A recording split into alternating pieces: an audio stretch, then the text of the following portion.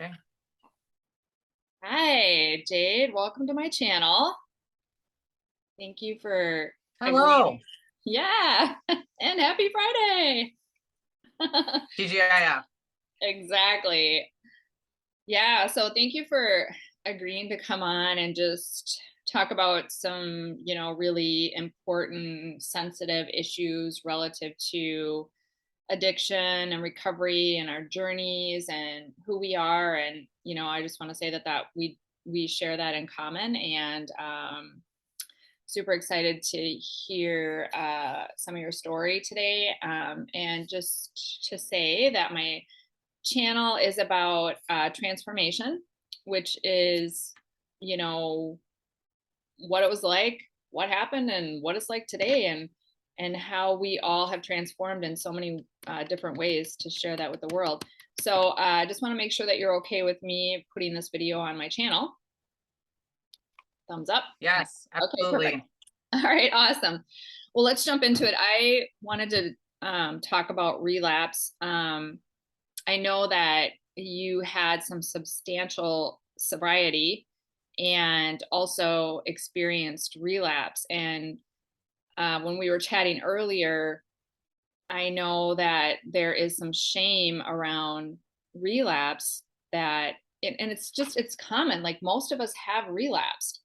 And yet, kind of the shame that gets in the way of actually coming back in the rooms, which, by the way, kudos to you, you came back in the rooms. So why don't you start by just telling us a little bit about your story and what that has looked like?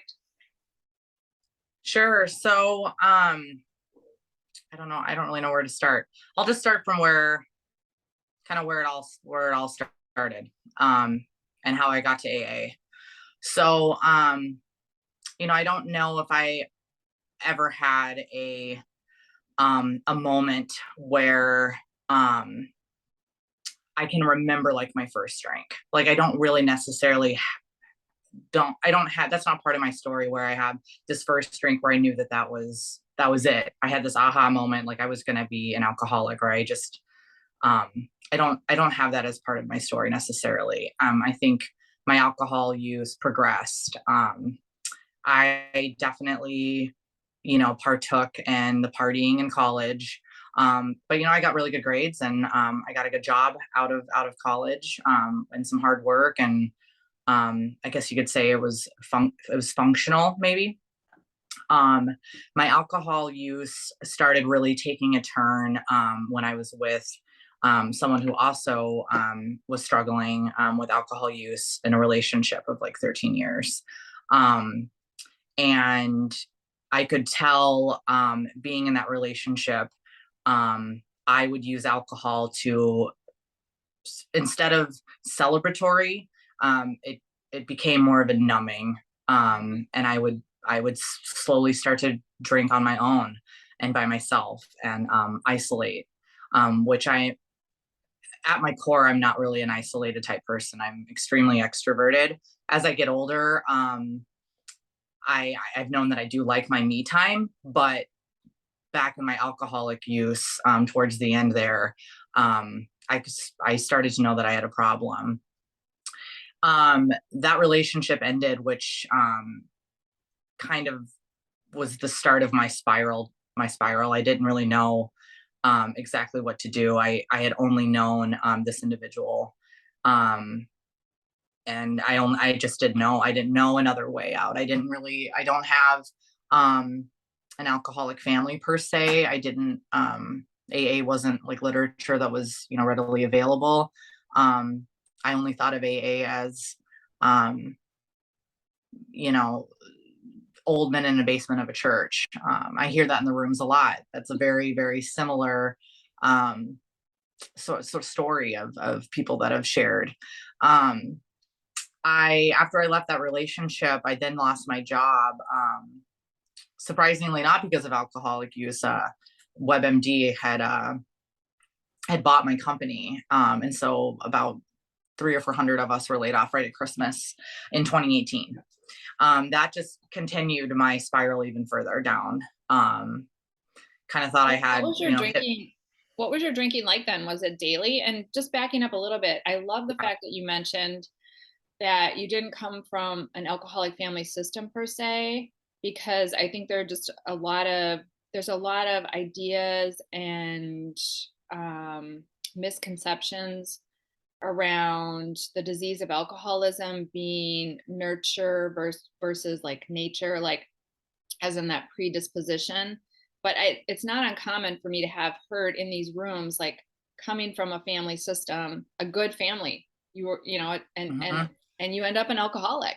But what was your drinking like? Was it daily at this point when you were like, you know, on the verge of spiraling? Yeah, so my drinking started becoming a daily thing. I would say in like 2015, 2016. It wasn't quite, it wasn't to the point where it was actually during the day.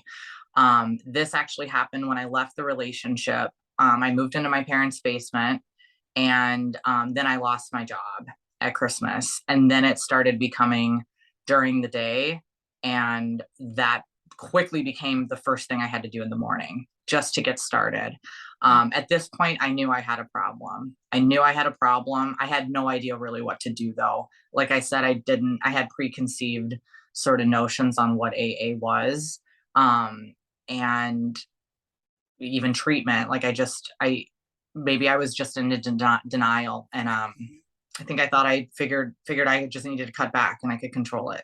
Um, and lo and behold, I went into the doctor. I had lost my job, like I said, and my severance package was only going to be, a number of weeks long, and I would lose insurance. So I went into my doctor to talk to her. And at the time, I had fallen and I had some bruises. That was kind of a regular thing. I would black out and fall, and I'd wake up with these bruises. Some of my, the whites of my eyes were turning yellow. I'd brush my teeth and things would be bleeding. I started losing my hair. I knew something was very, very wrong. My health was declining and I wasn't eating. I was very, very, very, very sick and very skinny. And she knew right away, and she asked me what was going on. My parents have the same doctor, and I know that they're not supposed to, let you know what's being discussed, but she did in a way let me know that, my parents were concerned, and thus she was concerned as well. Um, they called me a couple weeks later with some results of my liver scan. They did a full biometric screening, and it was pretty high numbers there. They told me to encourage me to stop drinking, and I said, no, it's Christmas time, no, it's New Year's, no, it's my birthday. I mean, the excuses, right? Like, I'll Yeah. just do it later, I'll do it in the new year. And sure enough, I didn't. I said that I would reach out if I needed help, which I did not. um, Fast forward to May of 2019. I did get a job in April of 2019. I went back to Starbucks. I was a barista for a number of years in college. And I ended up managing a store, which did keep me away from drinking during the day. I can't be drinking while I'm making lattes for people.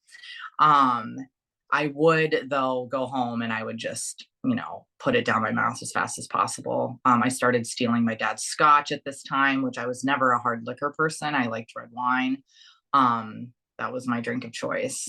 May of 2019, I ended up going to Kansas City to see family for my cousin's graduation. And I had gotten a box of wine for the weekend. It wasn't enough. I ended up getting another box of wine, and I ended up pulling that out on the highway of 35 North and drinking out of my box of wine to pass the time on the way home from this trip to Kansas City. I don't remember a lot of what happened, other than I had made a decision at some point past Owatonna on 35. So I'd made it in the Minnesota border, and I'd made the decision to turn around and just find a place to rest. I knew that my decision there was could have been catastrophic. And by the time I had made that decision, I somehow spun around on the highway, trying to turn around in the middle of the highway, in one of those kind of uh, exit, in the middle of the highway where cops, turn around. And I ended up in the ditch. I guess I was going very slow, and I was on the highway where people go fast, and somebody hit me and I flew into the ditch. Thank God I was not killed. Thank God I didn't kill somebody else. But that DWI was a result of my drinking and driving. Even though it was ruled that they hit me, I was at fault. That was a consequence of my actions. Um, I was then given, obviously, I had to get a lawyer and I had to go to court and lost my license, all of those consequences. Because I was managing a Starbucks at the time, I was deemed to be able to go to an outpatient therapy program. Although, let's be real, I blew a 0.37, and the way I was drinking, I definitely needed to be locked up and Okay, so inpatient. I don't want to Yeah. interrupt you, but this is significant. This is great. No, this is significant. A 0.37, that is a really effing high blood alcohol. And Yeah. backing up, I just want to say the sake of, you know, uh, people looking from the outside in. I know that there's a lot of lack of compassion and um, just indignation, like anger against addicts and alcoholics in particular who drink and drive. And, things happen relative to driving that are all over. I mean, some people have gone to jail for vehicular homicide, and like backing up to what you said, mentioning that, thank God I didn't kill somebody or myself. And I just want to visit that in terms of more of a compassionate perspective, because what I want to say about that is that I think for us is that we're so detached until we actually get sober and start working a program of recovery where we can connect with, the severity of the actions that happened relative to the bottle, is when we really move into more of a conscience around remorse. Because I had actually interviewed a gal that actually did kill somebody. Um, for, she was on drugs, and she actually did end up killing somebody, and she was very detached. And so I think, just to help people understand the gravity of this disease and how far gone we really are when we're in these situations that happen like that. It's not that we are not human and have compassion. It's just that we are so far gone until we can actually, sadly, it's almost for all of us, the story goes, the severity of our consequences somehow, some way, shape, or form gets us sober. And then we have Mm-hmm. to face the man in the mirror, which reconnects us with that spiritual part, mind, body, and soul here going on, to be able to connect compassionately. And so I just wanted to put that out there, because it's not that you know, we're not really these god awful people. It's not that. It's this disease. And I'm not making excuses, but I just hear it over and over and over and over, as we sit in the rooms and we hear it and we know it. Yeah. And so was this what catapulted you into your first round of sobriety? Yes. So, I know speaking about it and I've written about it and I've shared about it. It's just insanity. Just this disease just overtook me. Yeah. And yeah, I mean, there's just no rhyme or reason why I made those decisions to just drink a box of wine in a car. Like who does this? Right. Um, Alcoholics do, addicts do. Um, anyway, so yeah, during outpatient, my counselor, I had gone to my first AA meeting actually before I started outpatient. I actually went to my first AA meeting to make my dad happy. My mom was a flight attendant at the time, and she wasn't home, and I was living with them. And I know my dad just really wanted me to just do something. Go to church, do this, read the Bible, whatever, like just do something that's not drinking. And I was like, I'll just go to an AA meeting. And I found one nearby and I had him bring me because at the time I'd lost my car.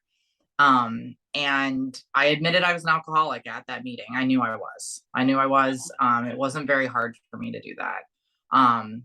But then I didn't go to another meeting for a few weeks. I started outpatient.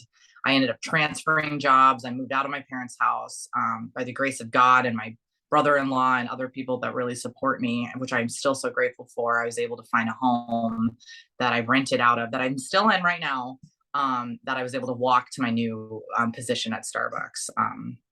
And then I started outpatient. My counselor had recommended AA a few times, along with some other programs, and I decided to give it a try. I downloaded the app, the little chair app, and found ones nearby that I could walk to. I found, can I say Sahara Club? I found the Sahara Club, Yes. and some other The great club. other locations that are nearby in the Minneapolis um, area that I live in, and just went from there. I didn't get a sponsor until about a month in.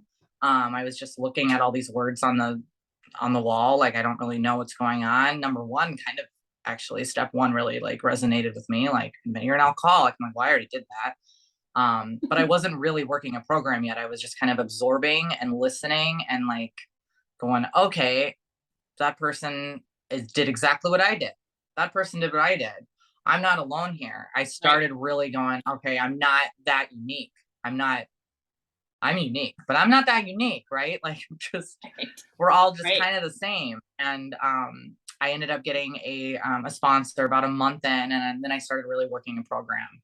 So And that's yeah, when and you actually accumulated 3 years of sobriety. So fast forward, because we have almost, about almost, almost, because almost. fast forward, we have about 10 minutes, and I really wanted to highlight your relapse experience because I feel like it was Yep, super powerful what you yep, shared during that snippet time and how that transpired. Like these, the hairball idea that came into your mind between you and your now husband to like, yeah, well, let's just have a cheers. But anyways, yeah, you were almost 3 years sober, fast forward, yeah. and what happened? Yeah, so my now husband was also in recovery. We met through this program, and but he wasn't working a program the last few years, and I'm not going to place blame at all. But Right. I think that that's many factors, or no factor at all, of why we made the decision to do this together. Lots of stresses in life. I stopped going to many meetings a week. I'd been kind of getting stagnant. I'd been focusing on some wedding planning, and I have a stepdaughter and co-parenting, animals. I mean, you name it. Just, it sounds like excuses. I'm just trying to give you an idea of just things started. I started concentrating on other things. I was going to meetings. I was even sponsoring some women, but I don't know. For whatever reason, we decided to celebrate having our marriage certificate appointment done, and it was Memorial Weekend. We were kid free, and we decided, hey, a glass of champagne's not going to hurt anything. And for whatever Let me reason, we tell you decided to the go. reason. Let me tell you the reason. Because the the things that define our disease are impulsivity. Oh, And there's many things that define our disease, including delusion and denial. And that's why you can't think your way out of this disease. But that impulsivity, in the moment, it's total loss of control. It's total loss. you are done. You are donezo. And there you go off to the races. So you guys have a cheers about this crazy idea, having a Yeah, cheers. And then what yeah. happens next? We had reservations for dinner. He orders a scotch or brandy or something, and then I said, "Well, I'll have a glass of wine, but I know that a glass of wine is about as expensive as a bottle of wine, so why not just get the bottle of wine?" Well, that's not enough. So on the way home, we stopped by their liquor store. Second liquor store in the first day of drinking. Did it stop there? Nope. We woke up the next morning. We weren't feeling that well. What goes really good in coffee? Bailey's goes good in coffee. So make another trip to the liquor store. The whole Memorial weekend ended up being a drinking, drunken, just shenanigans. It was not all that fun. I don't remember some of it. And I was really sick for a couple days after. So I started day one on June 1st of this year. And I actually had 3 months of sobriety as of my wedding day on September 1st of this year. Um, what do you know though? We get on the plane to New York City for our mini moon, and flight attendants came to offer us champagne, get you every time. On the flight to New York, the captain was very sweet and said congratulations to the newlyweds, and they just showed up with it. And we didn't think twice about it. I mean, I guess it did cross my mind, but I was like, oh, no one will know. We're on a plane. All of this just BS stuff that my disease tells me it's okay. Tells me that I can just lie. Tells me that I can just hide things. It's just unfair. And all of New York was almost the same thing. It's Memorial Weekend. There's parts of New York City that I really wish I could remember. Um, And unfortunately, it didn't stop in New York. I stopped a day or two after we got back from our mini moon, and I had to watch my husband actually struggle for a number of weeks after. So there's no rhyme or reason on how far it can take you out. But I know that, like, coming back to the rooms each time, it's all I know. Um, I give credit to anybody who can do this on their own. You hear it in the stories in the big book. Our hats are off to them. If you can do it, that's fine. I just don't know another way. I don't know Right. another way. The women in this program, the men in this program, it's a daily one to three steps, 1, 2, and 3 every day now. Um, I have to really, really lean on all of the connections and all the people and my sponsor more than ever now, and not lose sight of it. Even when things get easy, things are already a little easier. I mean, I'm 7 weeks now again. Yay. But I just have to, yeah, just keep One letting day it at a go. And time. every morning, It's one day at one a day at a time. time, one moment at And a time, sometimes. it is, there Yeah. is something about, I always equate this or describe it as when the beast is awoke. And I know I've shared that with you in our conversations. And it's, it is something that seems to be really effing difficult to put back in that cage and on lockdown once it's let out. And I think, you know, in AA, one of the most valuable lessons I've learned is the action piece. And I remember early on not being able to wrap my head around doing the things that I was asked to do, which, by the way, I didn't like to be told. That's how I viewed it. But Yeah. doing those things eventually and being blown away at the results. Like, how did this work? Like, what? And, that's one of the things that I have admired a lot about your story and your journey is that you keep coming back, Jade, and that's what really matters and that's what counts. And you're really transparent and you're genuine and you're honest and you're open to share, your experience in a way that, I mean, it's like it is just really what the back of our coin says about to thine own self be true. And it's that Yeah. truth that sets us free. Yeah. So, yeah, girl. I mean, it's a fight when you're not far from it, but the beauty is you're not alone. And I think that's one of the bigger messages to try to put out there and share with people is that, this is a shame-based disease that tells you it centers in your mind, it tells you you don't have it, but you don't have to be alone. Like we all Yeah. need each other. There like and what you said was really really good too. There's just no way I could not have done this on my own. No. Absolutely not. I tried my whole entire life. I've battled this disease my whole life. So, well, I think our time is rounding down, and I want to thank you again for coming on and just being so open and honest and transparent. And your story is super, super powerful. And again, at the end of the day, it really is one addict, alcoholic to another that we escape, you know, the tragedies of this disease together. You know, Hmm. it's a Yeah. beautiful thing. So, anyway. Yeah. Thanks, girl. This Uh, was fun. yes, thank you so much. I super appreciate it. Yeah. Yeah. Right. Couldn't do it without you. Amen, Couldn't do it sister. without you.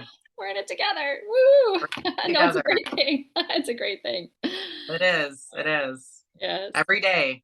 every Every day. day, one day at a time. Every day, one Yeah. day at a time. So, all Yeah. right, sweet.